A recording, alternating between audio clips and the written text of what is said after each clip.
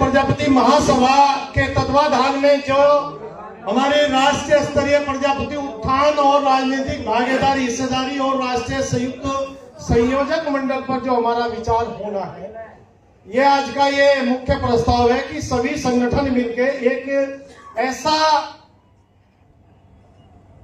रचनात्मक हम काम कर ले जो 75 साल में नहीं हुआ है।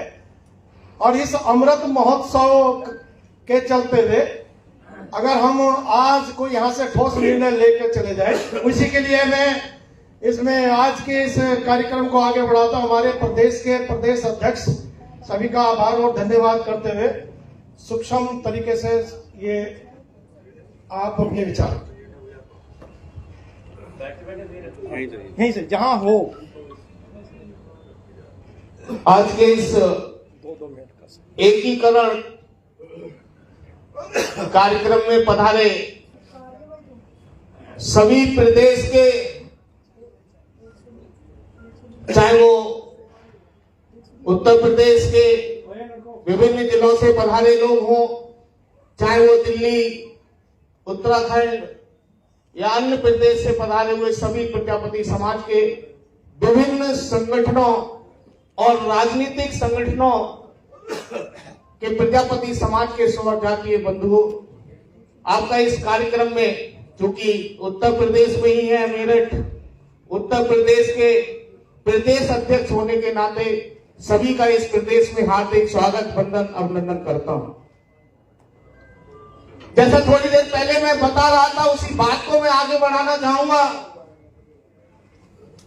कि आपका खून क्यों नहीं खोलता, आपके रगों रक्त का प्रवाह क्यों नहीं दौड़ता, आपका रक्त क्यों जम जाता है जब आपको 545 लोकसभा में कोई भी राजनीतिक पार्टी एक भी टिकट देने का काम नहीं करती है, तब आप लोग क्यों सो जाते हैं?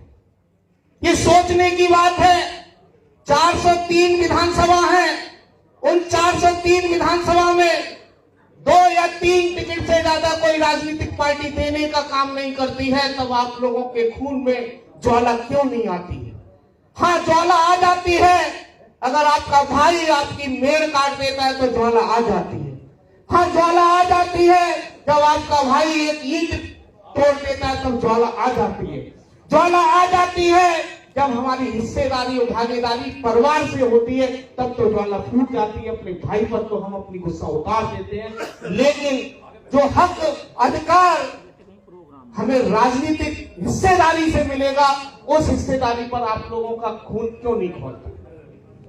इसके लिए आज ये मीटिंग या सम्मेलन या कार्यक्रम जो रखा गया है, सभी राजनीतिक दल और सामाजिक संगठन प्रयास कर रहे हैं कि एकीकरण क्या बात हो और कोई एक नेता, एक झंडा, एक बैनर चुने, जिससे कि हम लोग सभी लोग राजनीतिक हिस्सेदारी पा सके और राजनीतिक पार्टियों को मजबूर कर दे कि कम से कम हमें हिस्सेदारी के हिसाब से 2% अगर हम जनसंख्या मान लें तो उस हिसाब से 11 लोकसभा के टिकट हो गए।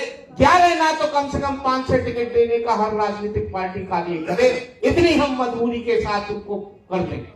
लेकिन उसके लिए कोई हमें एक देश में एक ऐसा नेता चुनना होगा, एक ऐसे व्यक्ति के बीच का झंडा पकड़ना होगा जो हमारे साथ दमदारी के साथ, तन मन और धन के साथ लगा रहे और हमें आगे बढ़ाने का काम करे। नेतृत्व के बारे में मैंने पहले भी कहा था कि देखिए, नेतृत्व ऐसा होना चाहिए कि जो तन और मन और एक सबसे बड़ी बात होती है धन, उससे भी कहीं ना कहीं मजबूत हो। तो मेरे ख्याल से जैसा कि अध्यक्ष जी कह रहे हैं कि कोई कार्यक्रम की रूपरेखा बनाई जाए, या पहले 28 मार्च से जो हमने पैदल यात्रा की थी वैसा कोई कार्यक्रम किया जाए, तो मेरा मानना यह है कि कम से कम एक ऐसा कार्यक्रम किया जाए जो ऐतिहासिक कार्यक्रम हो, जिसमें 50,000 से ज्यादा 1 लाख की भीड़ हो। कोई एक कार्यक्रम स्थल चुन लिया जाए जहां पर कम से कम 50,000 की जनसंख्या हमारे प्रजापति समाज जब मौजूद होगा, और वहां पर हमें अपनी ताकत दिखाने का काम किया जाए। अगर ऐसा काम किया जाए तो निश्चित रूप से हमें सफलता मिलेगी। तो सभी लोगों के लिए बस दारा सिंह प्रजापति को नाम के बारे में आप लोगों को कुछ बताने की जरूरत नहीं है। एक ऐसा नेता है जो 5-5 बुलडोजर चलने के बाद हिम्मत नहीं हारा और लगातार समाज को आगे बढ़ाने का काम कर रहे हैं। तो मैं चाहता हूं कि ये कोई एक ऐसा कार्यक्रम हो, चाहे वो किसी के, ये सदन तय करे कि किसके नेतृत्व में हो, और एक कार्यक्रम होना चाहिए जो सभी लोगों के नेतृत्व में हो। इसी के साथ सभी लोग जो बाहर से पधारे हैं, सभी को मौका मिलेगा अपनी बात रखने का। और चूंकि इतने मुश्किल से, इतनी कड़कड़ाती ठंड में आप लोग आए हैं, आप लोग कोई एक निष्कर्ष जरूर निकालें, मेरा ऐसा मानना है। तो सभी लोगों का इस उत्तर प्रदेश की सरजमी पर बहुत बहुत स्वागत है, वंदन है, बहुत बहुत धन्यवाद। बहुत बहुत धन्यवाद। मैं मेरठ के जिला अध्यक्ष जी से अनुरोध करूंगा कि सबका आपकी इस स्वागत कर दो बस। स्वागत